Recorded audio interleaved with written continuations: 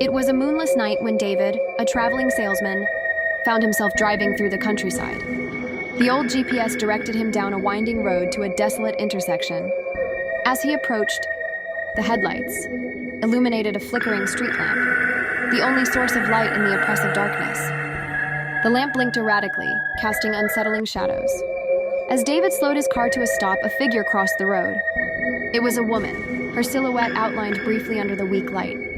She walked with an unsteady gait, her arm raised as if signaling him to stop. Startled, David hit the brakes, but the figure vanished as the lamp blinked out. He sat frozen, gripping the steering wheel. The lamp came back on, and there was no one on the road. David stepped out of his car, the cold night air biting his skin. "Hello?" he called into the darkness. No response, only the distant rustle of leaves.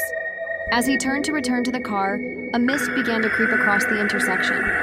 The street lamp flickered again, and when it briefly illuminated the road, he saw her standing directly behind his car. Her face was obscured, her hair tangled, and her hand outstretched as if to reach for him. David stumbled back into his seat, locking the doors.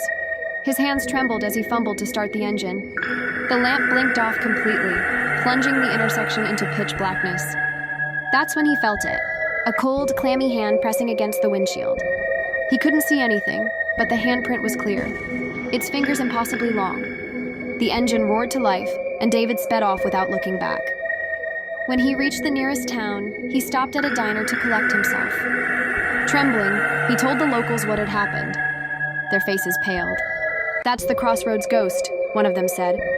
"They say she stops travelers to warn them, but only if they're heading toward something worse." David's heart sank. He glanced at his car parked under the diner's lights.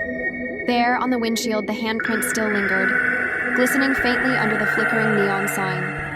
As he stared, the lights in the diner dimmed, and from the shadows, a faint whisper reached his ears. "You didn't listen."